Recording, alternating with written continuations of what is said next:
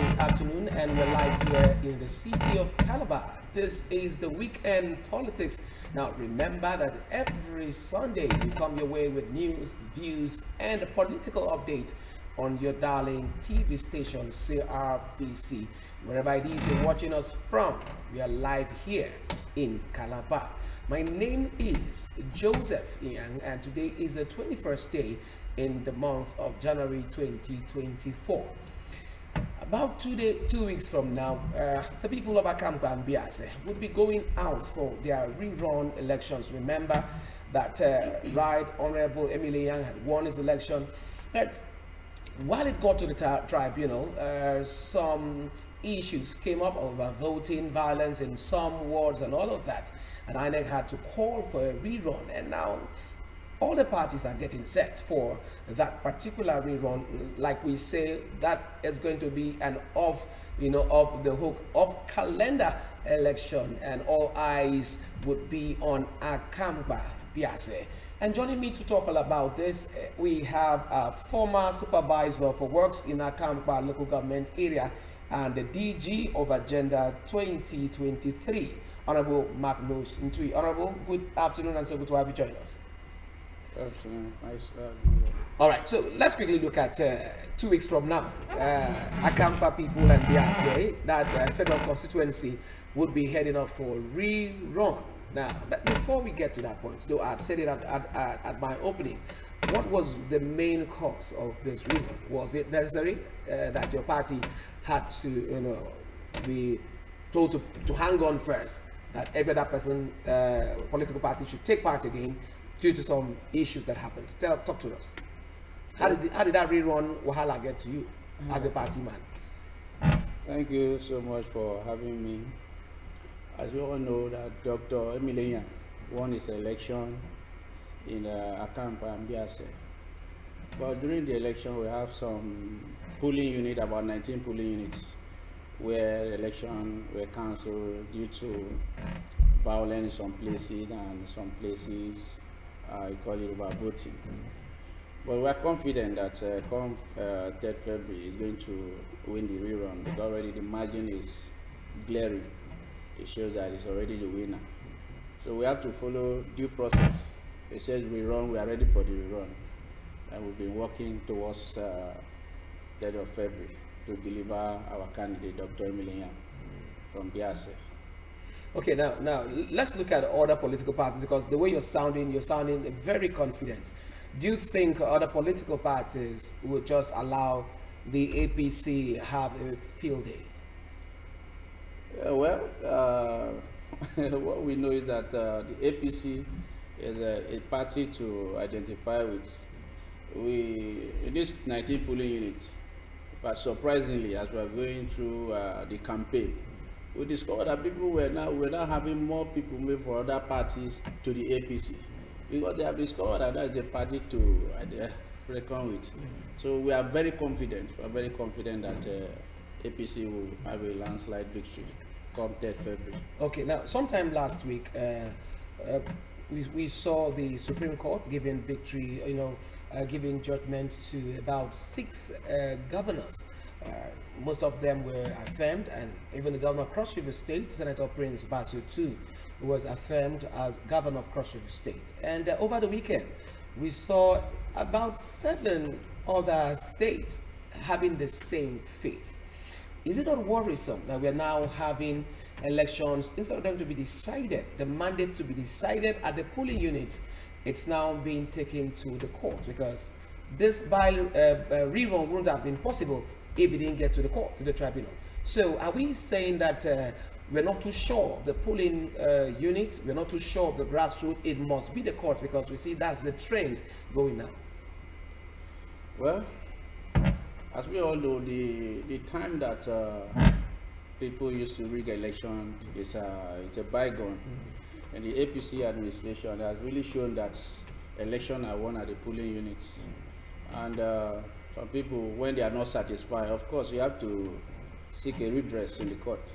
So it's the right of every citizen or every candidate to seek a redress. If you are not comfortable with the results, you have the right to go to court. At the end of the day, the will of the people we done. Just like we have our governor in Cross River State. He won his election in the state in all the polling units. And when we got to the court affirmed that of a truth he won his election. So election I won at the polling unit, not at the Supreme Court or whatever court. But the election I won on the polling units. So would you say that, without you sounding as a party man, would you say that Dr. Emilian has done sufficiently well within the short time he's been there to still go back, or let's say to win his rerun? Dr. Emilian is a very good man. He's known across the states, not just Akampa and Biase. He's a good man, and he has run this election for twice, and he won the primaries, but he was asked to step down for the other person, but he has to do it as a party man. He respected the party, and today, this is his own time. God set time for him. And of a truth, go to all the 19 polling units that are left. The people are willing to come out en masse to vote Dr. Emilian come 3rd February. Okay, so I'd like you to talk to us. While this conversation is going on, I'm aware that campaigns are ongoing in Biase, and any moment from now, we will be having a telephone interview there with the Honorable. Okay, I think he's already online. Hello, Commissioner. Good afternoon. Yeah, good afternoon, Mr. Joseph here. Yeah, we have joining us all the way from Biase local government, Barrister Ijom Mukam, the Commissioner for Youth Development. Barrister Ijom, we have here in the live studio Honorable Magnus Ntui, one of the foot soldiers for the rerun election Akampa Biase. I'd like you to tell us, how is it going down there in Biase as regards the February 3 by rerun elections? Thank you very much, my brother, Mr. Joseph here. Like you know, the Court of Appeal, has ordered a rerun for Akampa Biase federal constituency, 19 polling units specifically. And we have already swung into actions by hitting the field to meet with the electorate in this polling unit. And as I speak with you today, we are here live in Asparaboli, in Biase local government, that's specifically in Asparab in the ward. We'll be leaving here to Ethiopia in our board to meet with the voters there to try to sensitize them and also solicit and seek their support for the forthcoming rerun on the 3rd of February 2024. We won before, and we will win again. That's the message. And Dr. Emilian, the candidate of the APC, is a very noble, political figure both in Akampa and Biase Central constituency. And the people, voluntarily and anonymously gave him their support and vote during the general elections, and are well ready to do so come February 2023. Okay, so what would you say has been the spirit of your campaign since it's a build up to the February 30? How has the spirit been like? Is it that of confidence, that of hope that your man Emilian would win the rerun? Yeah, our spirit has been very robust, been very hopeful, and because in every election cycle, there are indices that will indicate where the victory will swing to. As we speak, in Biase local government, we've been having a gale of defections from PDP into the APC. This goes to show that the APC is now the most acceptable political platform as far as Biase local government is concerned. And even in Cross River State, the performance of the governor, Senator President Elebu has made the job very easy for us to campaign for the APC, because people are beginning to see prospect in the party APC because of the performance ratio of the governor in less than a year, being in office. And so this message, the people have already keyed into it, even in Biase local government. And so you have them pouring into the APC on a daily basis. Specifically, let me speak figures. As I speak to you, the chapter secretary, the chapter youth leader of the PDP has moved into the APC. The chapter woman leader of the PDP has moved into the APC. We have several ward chairmen, women leaders of the different wards. Recently, I was among those who received the woman leader of Biakbat ward into the APC, who defected alongside the party secretary in that particular ward.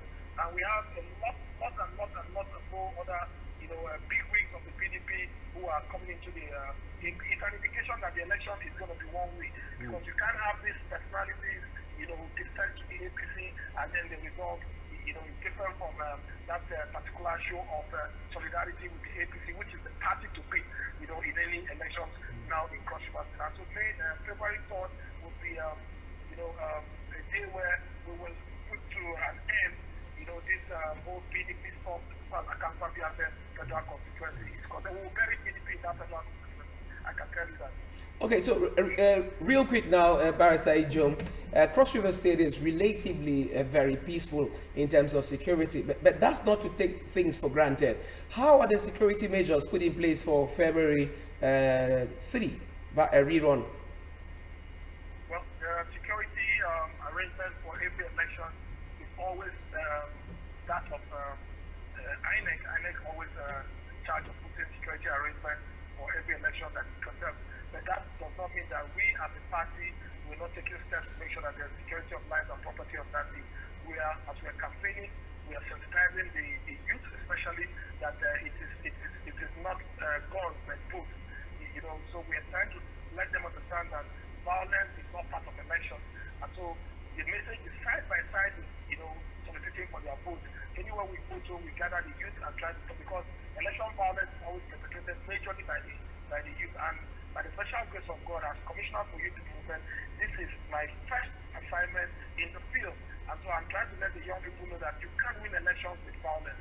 Violence will only end up destroying that which you have built as a federal constituency. And the message is sinking very, very deep, because as I speak with you, the young people are signing peace accords everywhere across the world. And on that day, I can assure you that there will be a peaceful voting process, and then we will return back, with victory for the APC in a peaceful atmosphere.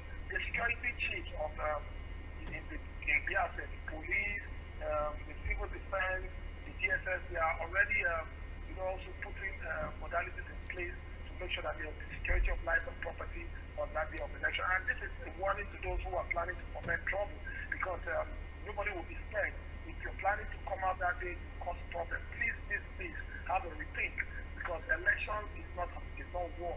It's people coming, to elect that person, that candidate who they think will bring the dividends of democracy to them. And I don't think there's anything that has to do with violence with that particular objective. So we will be going out to vote on that day peacefully, and we're enjoying all those who are going to be involved on that election day to go about their duties in an atmosphere of peace in Biase and Akampa local government. Thank you very much, Barrister Ijom Ukam, the Commissioner for Youth Development, calling all the way from Biase local government area. Thank you very much, Ijom there. Thank you, Mr. Joseph Binyam. Thank you, Cross River. Okay, so that's the Commissioner there, and all I would say is good luck to the APC. But let me quickly come to you, Honorable Magnus. Let's look at, because I raised an issue while I was talking with him as regards security. Now, but he said that security has to do with INEC. So that, would you say that as a party, you would not also be alert? They usually say security is every man's business. So would you fold your hands and get your mandate on the 3rd of February stolen? What would you do? What are the measures your party should put in place? Well, like you heard from the Commissioner, the security arrangement is supposed to be from the INEC. But as a party, we put every measure in place to ensure that the election will be free, fair, and credible. There will be no violence. I can assure you that there will be no violence. Because just like you heard from the Commissioner, when we were moving around the 19 polling units, we discovered that people are going from the other parties to identify with the APC, because that's the party to reckon with. So I'm very sure that there will be no violence. But for security is every man's business. We are not ignorant of the fact that anything can happen, but arrangement for security have been put in place in all the polling units. Great. Now, let me bring you back to your formation sometime in 2022, when the Agenda 2023 was created, and you are the DG of Agenda 2023.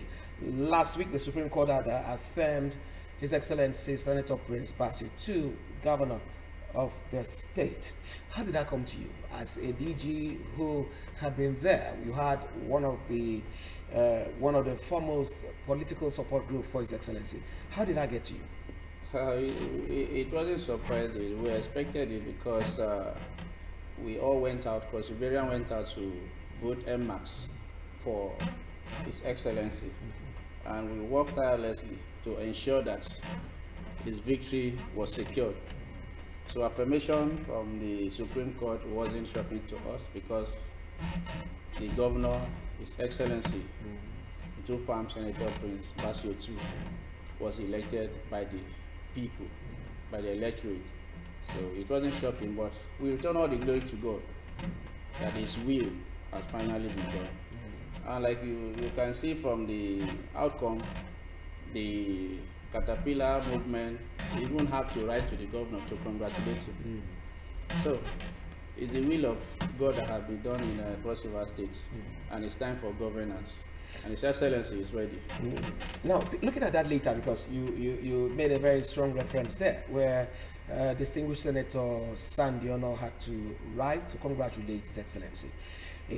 Most times, followers of some political gladiators see everything is all about fight. How would you see that congratulatory message? Does it send signal that, look, Cross River is one, irrespective of political parties you belong? Of course, he sent a very strong message to Cross-Riverians to make them to understand that Cross River State is one state that everybody has to come together. If you look at the scenario, you can see the lives of Senator Gershom Bassey. He was there live to congratulate His Excellency. So it wasn't out of place for a PDP candidate to send a message because he knows that it's all over and it's time to come together as one. And we believe that His Excellency will carry everybody along in this government because he's a man of the people. Okay, let me quickly get your word before we call it a wrap on this segment. You represent the Akamkpa Biase constituency and also as the DG Agenda 2023. What will be your message to the constituents from the federal constituency of Akamkpa and Biase as regards the February 3 rerun and to the entire Cross Riverians in supporting the governor of Cross River State? Well, in Akamkpa Biase, we are one people who believe in unity. Our brother Chief Daniel Asukwa was in House of Rep for 12 years. Biase supported him, Akamkpa supported him. For us, we believe in rotation, and it's time for Biase. And the right man for the job is Dr. Milian. And if you listen to His Excellency, he said this is his first assignment, this rerun. So this election is not just for Akamkpa Biase, but it's for Cross River State. And it's a test run for His Excellency. And like we know, His Excellency is someone that is a man of the people. He doesn't discriminate, and we believe that he will deliver on his mandate. Of course, we can see it that he has started delivering, but we just need to give him a little time to take care of other sector. My message is that we should keep praying for the government of the day, for His Excellency, that God should keep him in good health to govern the state, that every good thing that he has, every good plan he has for Cross River State, that God should keep him alive so that it will come to manifestation. Thank you very much, Honorable Magnus Ntui, DG Agenda 2023 and former supervisor for works at Akamkpa local government area. Thank you for your time. We will be, hopefully the next 2 weeks, we should be bringing you back here to give us the news.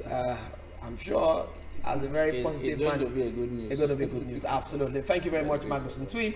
We'll take a very short break, and when we are back, our next guest would be, and we just want you to sit back, and because we have yet another big interview coming our way. Don't go anywhere. It's Weekend Politics. Stay.